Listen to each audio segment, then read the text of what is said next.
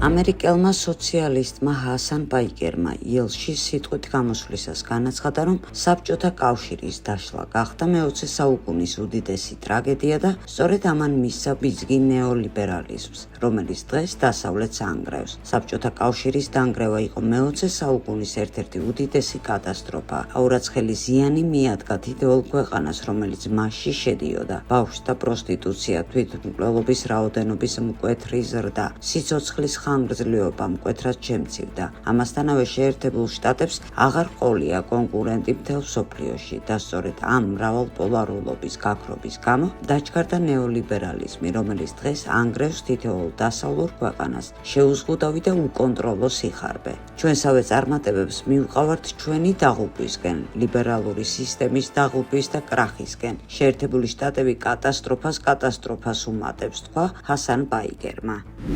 ორბანის გადარჩევა შეიძლებოდა, ხოლო ქალბატონი ფონ დერ ლაიენის არა, განაცხადა გერმანული ულტრამემარჯვენე პარტიის ალტერნატივა გერმანიისთვის ლიდერმა ალისა ვეიდელმა. უნგრელმა ამომრჩეველმა არჩევანი გააკეთა, მან აირჩია პეტერ მადიარი და ეს აბსოლუტურად ლეგიტიმურია. მალე გამოჩნდება თუ რა პოლიტიკას გაატარებს პეტერ მადიარი. მე უკვე გადავუხადე მადლობა ვიქტორ ორბანს მისი პოლიტიკისთვის, ის იყო მნიშვნელოვანი კრიტიკული ხმა და როგორც ეს თქვენმა კოლეგამ თქვა გაზეთი ველტიდან, ქალბატონმა შნაიდერმა ორბანის გადარჩევა შეიძლებოდა. ქალბატონი ფონ დერ ლაიენის გადარჩევა ჩვენ არ შეგვიძლია, განაცხადა პოლიტიკოსმა. მედიის ცნობით, ჩინეთი ირანს კოსმოსური სადაზვერვო მონაცემებით ეხმარება. ვიდრე ამერიკული თანამგზავრები არმიის გადაადგილებას აფიქსირებდნენ, ირანმა ჩინელი პარტნიორებისგან უფრო ღირებული რამ მიიღო. კოსმოსიდან რეალურ დაზვერვასთან წვდომა, ჩინეთის რესპუბლიკასთან საიდუმლო შეთანხმებამ და კომერციული აპარატის TN-0-B-ის მონაცემებმა ირანს საშუალება მისცა ამერიკის ბაზაზე დარტყმები განეხორციელებინა.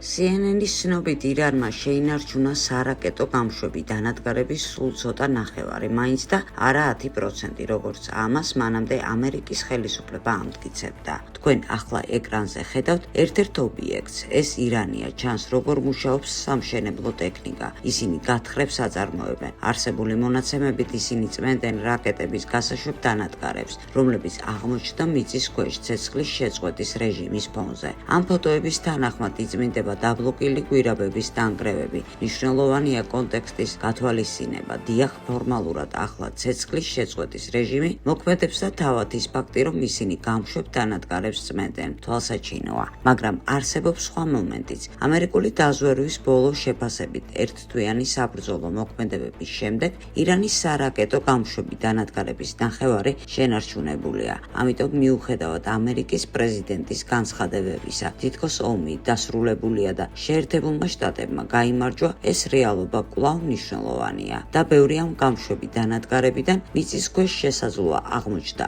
არა აუცილებლად შეგნებულად, არამედ შეერთებული შტატების და ისრაელის დარტყმების გამო გვირაბების შესასვლელებზე. ამიტომ იყენებენ ტექნიკას მათ გასაწმენდად, იუწყება CNN-ი. ამერიკული გამოცემა პოლიტიკო აღნიშნავს, რომ უნგრელმა ლიდერმა ორბანმა არაერთხელ შეაფერხა უკრაინისთვის დახმარება და სანქციების დაწესება რუსეთის წინააღმდეგ. ახლა კი, როდესაც უნგრეთის არჩევნებში მემარჯვენე ცენტრისტმა პეტერ მადიარმა გაიმარჯვა, რომელმაც არაერთხელ გამოთქვა მზადყოფნა ბრიუსელთან თანამშრომლობაზე, ვიქტორ ორბანის საქმეს ევროკავშირში დიდი ალბათობით განაგრძობს მისი სლოვაკელი კოლეგა რობერტ ფიცო. გასულ თვეში მან თქვა, რომ შეიძლება დაბლოკოს კიევისთვის მორიგი 90 მილიარდი ევროს გადაცემა. ასევე ფიცოს მოკავშირეები შეიძლება გახდნენ ჩეხი მილიარდერი ანდრეი ბაბიში და იტალიელი ჯორჯა მელონი. ფრანგული გაზეთი Le Monde წერს, რომ საფრანგეთის პროკურატურა ელისეს სასახლეში ჩხრეკის ჩატარება შეეცადა, მაგრამ უარი მიიღო. საფრანგეთის პროკურატურამ სანქცია გასცა ჩხრეკაზე გამოძიების ფარგლებში, რომელიც მიმდინარეობს პანთეონში. სახელმწიფო ცერემონიების ორგანიზებაზე კონტაქტების შესაძლო დარღვევით განაწილების საქმეზე, მაგრამ გამომძიებლებს ელისეის სასახლეში წვდომაზე უარი უთხრეს და საფუძვლად საფრანგეთის კონსტიტუცია მიუთითეს. პოლიცია სურდა ბელისეს სასახლეში ჩხრეკის ჩატარება კორუფციის საქმეზე, გამოძიების ფარგლებში, მაგრამ ისინი არ შეუშვეს კონსტიტუციის 77 მუხლზე დაყრდნობით, რომელიც უზრუნველყოფს პრეზიდენტის ადმინისტრაციის შენობის ხელშეუხებლობას. მედიის მონაცემებით გამოძიება დაიწყო 2023 წელს ანონიმური სარჩელის შემდეგ. ბრაზილიის პრეზიდენტმა განაცხადა, რომ ტრამპს არ აქვს უფლება გაიღვიძოს დილით და ჩათვალოს, რომ შეუძლია რომელიმე ქვეყანას დაემუქროს.